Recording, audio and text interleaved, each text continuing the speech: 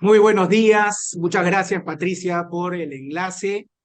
obrigado, y mis saludos a todo el Congreso de CODAIP, 16ª, que me honra incorporarme y participar en representación de Perú, saludando a mis colegas con quienes tengo pues el honor de participar en esta exposición. Como bien hemos señalado en el programa,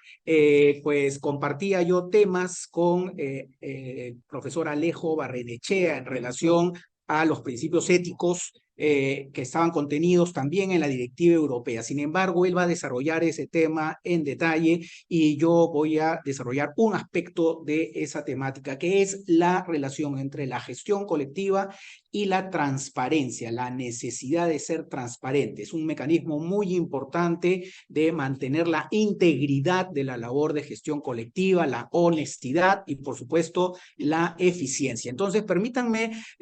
pues desarrollar algunas premisas importantes. En primer lugar, hay que tomar en cuenta que las sociedades de gestión colectiva son entidades privadas, salvo algunas excepciones en algunos países que pues confirman que la regla sigue siendo mayoritariamente surgimiento de asociaciones que conforman grupos de personas con una finalidad en común. Sin embargo, el hecho de que sean privadas no significa que dejemos que se lleven pues absolutamente de una manera alejada del interés público, porque su adecuado funcionamiento resulta crítico para el desarrollo de un sistema nacional de protección del derecho de autor. Si nos damos el lujo de que una sociedad no sea íntegra, no funcione adecuadamente, se daña no solamente la sociedad y sus integrantes, sino se daña un componente relevante de política pública, que es la generación de un sistema de protección de las creaciones y un sistema que permita el estímulo para que los creadores sigan creando. Aspectos generales a tomar en cuenta es que esa libertad de asociación que les permite a estos asociados y miembros conformar una asociación se encuentra consagrada en la Constitución Nacional y en las declaraciones de derechos más importantes, siendo pues un ejercicio de la democracia permanente. Asimismo, pues cualquier autor que desee ser socio de una asociación puede suscribir un contrato de afiliación, asumiendo pues el cumplimiento de los fines y objetos sociales. Ese contrato le brindará a los asociados derechos sociales que se traducen principalmente en el derecho a elegir a los integrantes del consejo directivo y del comité de vigilancia, y el derecho también a participar en la toma de decisiones de la entidad mediante la posibilidad de ser elegido autoridad. Es a partir de esta relación que este asociado asume una serie de obligaciones contempladas en el estatuto de la asociación. Ahora, estas obligaciones que asume, pues lo convertirán en protagonista de la marcha de dicha sociedad. Podemos dividir el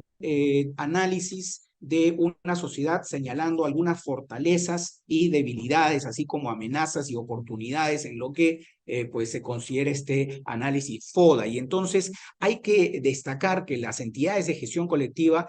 se constituyen como mecanismos más eficientes que la gestión individual cuando se trata de explotar o administrar la gestión de derechos múltiples por múltiples usuarios, es decir, la posibilidad de gestionar el derecho en diversos países por diversos usuarios al interior de cada uno de estos países. Asimismo, esto resulta posible mediante la conformación de contratos de representación recíproca entre sociedades de cada uno de los países, y esto genera una reducción de costos de transacción importante para los usuarios, que tienen pues un one-stop shop para obtener sus licencias, y también para los autores para administrar la recaudación de sus derechos en cada una de estas diversas jurisdicciones. Entre las debilidades tenemos pues una que es importante señalar: la falta de transparencia, que siempre amenaza con no brindar información adecuada a los asociados, a los usuarios o incluso a las entidades de fiscalización estatales. Otra debilidad que se podría resaltar es la falta de buenas prácticas de gestión que terminan a veces afectando la eficiencia de la entidad de gestión. Me gustaría señalar también que el caudillismo en cierta, sobre todo en nuestra región, pues termina siendo una característica que revela con una práctica mesiánica, el que alguien se considera el único posible líder que puede adoptar una entidad de gestión con el propósito de llevarla adelante y termina siendo un dirigente pues eterno y con todo lo que esto implica en la fiscalización, los beneficios de la rotación y sobre todo el control entre pares. Y un efecto que también podríamos considerar como una debilidad es el que cuando se incrementa la falta de identificación de obras, no se van a distribuir esos recursos adecuadamente entre autores y titulares. Si pasamos a la sección de amenazas externas, claramente la falta de una cultura de respeto al derecho de autor entre los usuarios va a afectar sobremanera la marcha de estas entidades. También la influencia de grupos de poder en las agencias gubernamentales para tratar de que estas agencias representen estos intereses particulares de determinados grupos de usuarios y no los de la sociedad en el entendido de una sociedad que cumple sus fines de interés público. Y también existe siempre el riesgo de una tentación de intervención con fines políticos porque brinda réditos tratar de asociarse a esta comunidad de creadores. Entre las oportunidades que podemos mencionar es que a través de la suscripción de diversos tratados internacionales, multilaterales y también convenios bilaterales, se establece pues ciertos principios compartidos que pueden permitir pues el cumplimiento de los fines de las entidades de gestión y también algunas pautas básicas que éstas han de cumplir. Otra oportunidad importante es la coordinación interinstitucional, fortaleciendo confederaciones y gremios de titulares de derechos y claramente el entorno digital que brinda oportunidades enormes de aprovechamiento. Hay claramente un diagnóstico que podríamos llamar la mala práctica en conjunto a evitar concentrada. Entonces, esto no es una atribución a determinado grupo o entidad, sino que no debería constituir una entidad de gestión. Pues una mala práctica a evitar es el privilegiar la conducción personal y no técnica. Es decir, una persona tiene la clave de decidir a su arbitrio cuándo sí, cuándo no, cómo hacerlo, con quién, y no en base a procedimientos, no en base a estándares, no en base a políticas previamente aprobadas por toda la sociedad. Esto privilegia una conducción que podríamos llamar personal o política y no técnica, afectando pues el desarrollo potencial y consolidando esta imagen del caudillo. Otro elemento importante es que se concentran las facultades en personas y no en cargos. Esto tiene que ver también con el aspecto que acabo de explicar. Muchas veces entonces, si estamos al arbitrio de una persona, esto impacta en la ausencia de planes estratégicos de desarrollo, fruto del consenso y de la experiencia compartida. Y claro, cuando uno tiene ese liderazgo y se considera infalible, la falta de controles internos, pues es una consecuencia porque ¿quién se va a atrever a cuestionar el poder concentrado? En cuanto a la crítica, pues la crítica se genera naturalmente hacia este tipo de conducción, pero de parte del liderazgo concentrado habrá poca apertura a la crítica. Y ahí empiezan efectos colaterales como los excesos en los gastos administrativos, la percepción de beneficio de los círculos cercanos a los órganos directivos, la desconfianza de los usuarios en cuál es el destino de estos aportes que brindan, el descontento de muchos asociados si se está distribuyendo adecuadamente estos montos y también de las sociedades extranjeras con las que se tiene convenio para ver si se está respetando pues la proporcionalidad de la explotación de su repertorio en el país de la sociedad en cuestión. Esto a la larga puede generar la fuga de autores nacionales a sociedades extranjeras y la disminución de los ingresos con el consecuente impacto negativo en la generación de infraestructura de calidad y de la capacitación de los recursos humanos. ¿Cuál es el rol del Estado entonces frente a esta situación? consideramos que el rol del Estado debiera ser el establecimiento de un marco normativo que, pues, en su elaboración, en su revisión, en su modificación, incorporen las mejores prácticas y los incentivos para alejarse de este, no le llamemos diagnóstico, pero de este escenario negativo que hemos configurado como escenario a evitar. Así también, pues, emitir la autorización de funcionamiento para quienes ingresen a este importante rol, realicen esta labor con, pues, las condiciones que aseguren su cumplimiento. Realizar además una labor educativa a los usuarios para fomentar una cultura de respeto a lo que señala la ley con las obligaciones y finalmente pues intervenir mediando, conciliando y arbitrando las posibles controversias entre todos los agentes de este universo, usuarios, administrados, entidades de gestión, sociedades de gestión, con la finalidad de lograr una solución pronta a cualquier controversia. También, como no, debiera atender los reclamos que se presenten de parte, por ejemplo, de los asociados contra la sociedad de gestión, porque estos son obsequios, regalos, casi consultorías, digamos, gratis que revelan la existencia de algún error que quiere ser corregido. También, por supuesto, las denuncias de la sociedad de gestión contra usuarios que no pagan, porque finalmente, ¿cómo se va a distribuir los recursos si es que los usuarios incumplen la ley al no reconocer los derechos autorales? Y un elemento importante que a veces genera escozor entre las sociedades es la supervisión de oficio del cumplimiento de la normatividad por las sociedades de gestión. Sabemos los esfuerzos que ha realizado la entidad brasilera pública en esos aspectos y entonces ahí justamente nos vamos a concentrar para ver de qué manera puede realizarse en sintonía con estos objetivos esta importante labor. Podríamos resumir este rol del Estado en la participación activa en el desarrollo de la gestión colectiva, considerando este fin de interés público. Querríamos que el Estado no actúe reactivamente esperando que se haya producido ya un daño a la imagen, no solamente de una entidad de gestión colectiva, sino de todo el sistema de gestión colectiva e incluso del sistema de derechos de autor.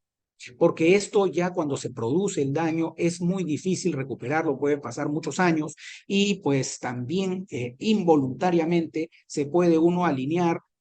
a pues situaciones en las que los usuarios ya no están presentando legítimas denuncias que aclaran y que pueden ser pues fiscalizadas y corregidas, sino que se está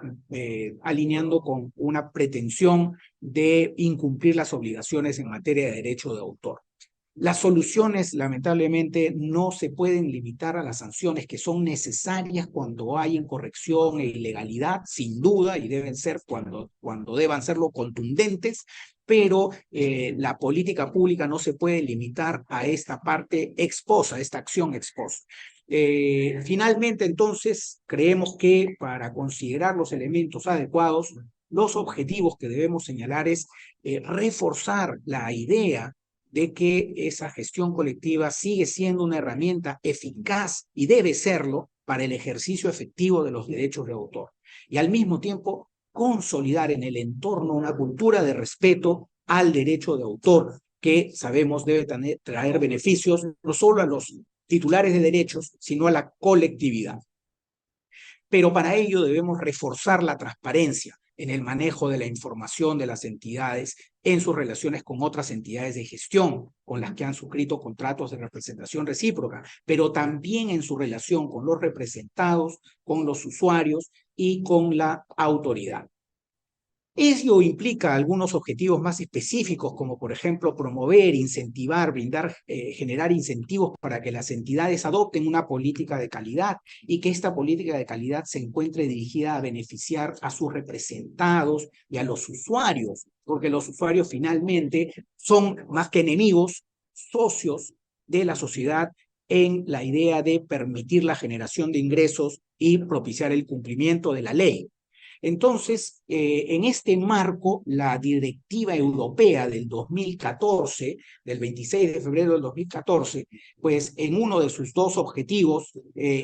hace énfasis en la necesidad de la transparencia. El profesor Barrenechea va a desarrollar este aspecto, pero el segundo objetivo no lo vamos a considerar, en este caso lo dejamos al profesor, pero vamos a hacer mención a la importancia que esta directiva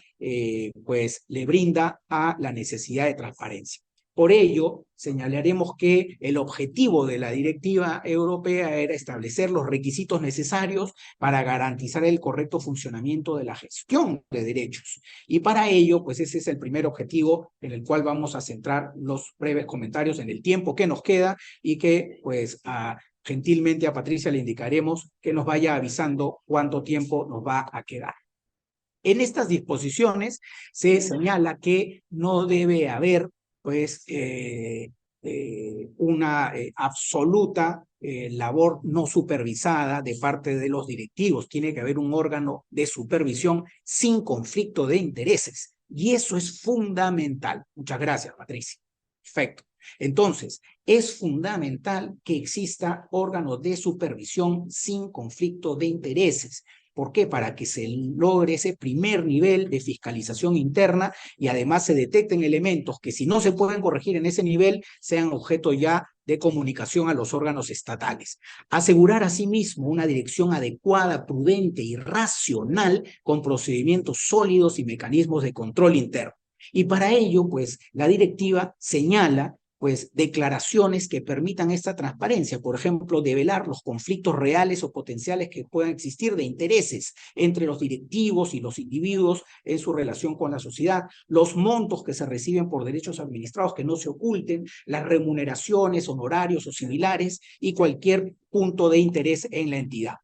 En la recaudación vamos a dejar estos temas al profesor, pero vamos a ir a la parte de transparencia en la que señalaremos que en las relaciones de obligaciones de transparencia, como señalé que iba a concentrarme, pues exista clara y completa información a los titulares de derechos, a las entidades que se representan recíprocamente y también se atiendan los requerimientos de información específicos de usuarios, titulares y entidades extranjeras. Para ello, un informe anual de transparencia resulta pues una obligación útil con la necesidad con el objeto de conseguir este fin. Y en el Perú, anteriormente a la emisión de la Directiva Europea, ha habido elementos de transparencia que pues puedo compartir con ustedes, como la imposición de la obligación de una autorización. También están sujetas las entidades a la fiscalización estatal y pues adicionalmente a los elementos de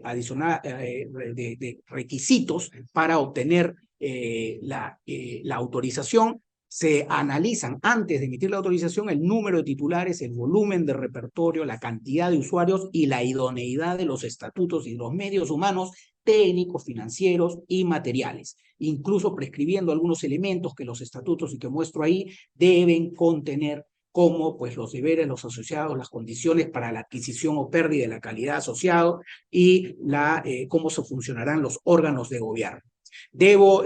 señalar además que pues esas normas contra la injerencia en este bloque deben ser fundamentales para evitar la influencia indebida de otras sociedades o de usuarios en la conducción de la sociedad. Y esas obligaciones de las entidades de gestión relacionadas con transparencia deben brindar la posibilidad de presentar los estados financieros, realizar auditorías, permitir la participación de los asociados y, por supuesto, poner a disposición del público las tarifas, cumpliendo la obligación estrictamente de recaudación y distribución que establece la ley. Es cierto que esa información debe ser brindada también a las entidades extranjeras y al Estado y convocar a una auditoría de sus estados financieros y de su gestión. Con ello, pues, creemos que son elementos para tomar en cuenta que pueden ser importantes para asegurar esta finalidad. No podemos dejar que una entidad,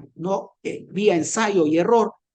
no solamente pues genere problemas para el cumplimiento de sus fines, sino haga daño a todo el sistema de protección del derecho de autor, porque ahí la política de apoyo a la promoción cultural pues hace crisis y después es muy difícil revertir. Muchas gracias, Patricia, muchas gracias a este distinguido auditorio.